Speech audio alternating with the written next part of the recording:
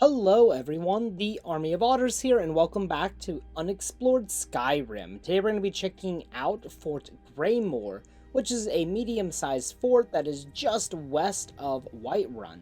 Now, the first time you come here, you'll likely find that it is occupied by bandits. However, after clearing out the bandits or doing the Civil War questline, it'll either be occupied by Legion or by the Stormcloaks. Now, there are some interesting things in the surrounding area as well, so let's go ahead and check out Fort Greymoor. And as I said earlier, and as you can see here on the map, Fort Greymoor is just west of Whiterun, kind of near where you fight that first dragon during the main quest. Now, if you approach from Whiterun, you'll find this destroyed house, with some dirt and plants inside, obviously a bit overgrown. And as I was approaching Fort Greymoor, I found these two farmers. This is a random encounter in the game where these two farmers claim to have had their house and farm destroyed in a dragon attack, and you can offer them 5 gold to help them out. A pretty low amount of gold to help out these poor farmers. Then after that, as we approach Fort Greymoor, we will find all of these kind of defenses on the outside, and we can shoot, obviously, arrows at the highwaymen, but this just forced them all out of the fort and made them to come and try and attack me. So a long battle ensued between me and these bandits, and yeah, ultimately I won. I just kind of kept retreating and then shooting and retreating and shooting, and eventually we could make our way into the fort, where there was a bandit who did a lot of running. I could not hit this guy to save my life. He came on down that staircase, came on down that staircase, and then he ran across the entire field, and he tried to hit me. Well, he did hit me, actually, but not before I was able to kill him.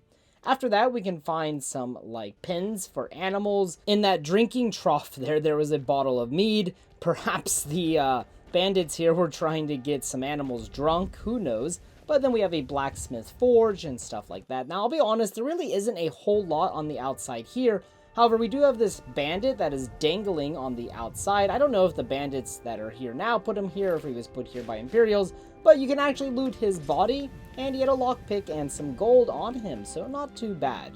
Now, you can get some very beautiful views of the surrounding area from these kind of high up places, as you can see here, and obviously somebody was enjoying a bottle of mead and playing their flute.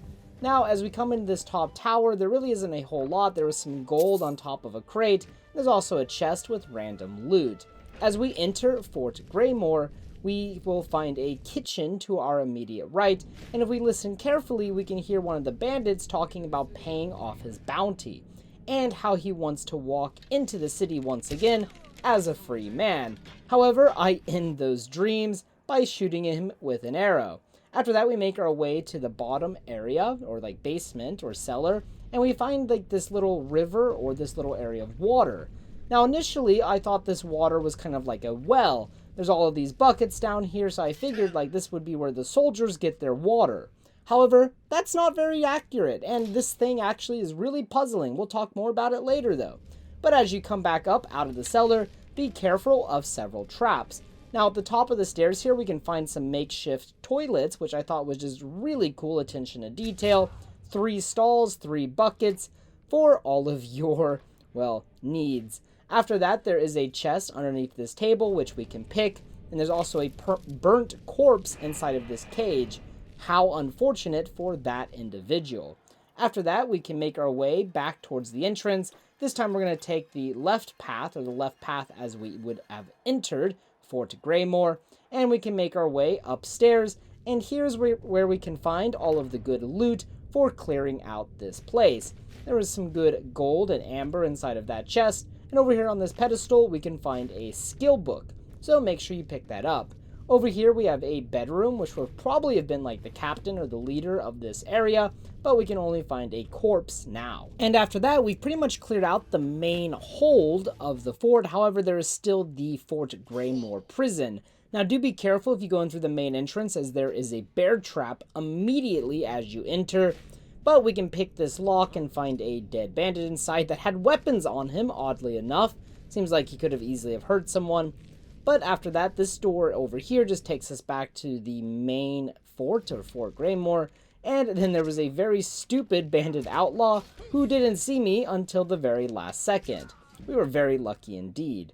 Now after that, we can make our way downstairs, where we will find the actual prison area with several jail cells. Now down here we will find several locked jail cells and several that are not unlocked. However, there's really nothing of interest inside of these besides some dead prisoners. But we can find this bandit outlaw talking about somebody. Should have known she was lying. They never wait. Not sure who he's talking about, but as we turn the corner, we find a very interesting scene. We have a bandit talking to a dead werewolf. Maybe this was some long-lost lover or something, and maybe she turned into a werewolf and tried to kill him. Who knows what happened, but I just thought it was really funny and really amusing. Now, next to this, there is a chest which contains random loot. Nothing too great, but next to this is a cage that is an expert lock. After some troubles with the lock, I was able to pick it. However, there was really nothing that great within the cage.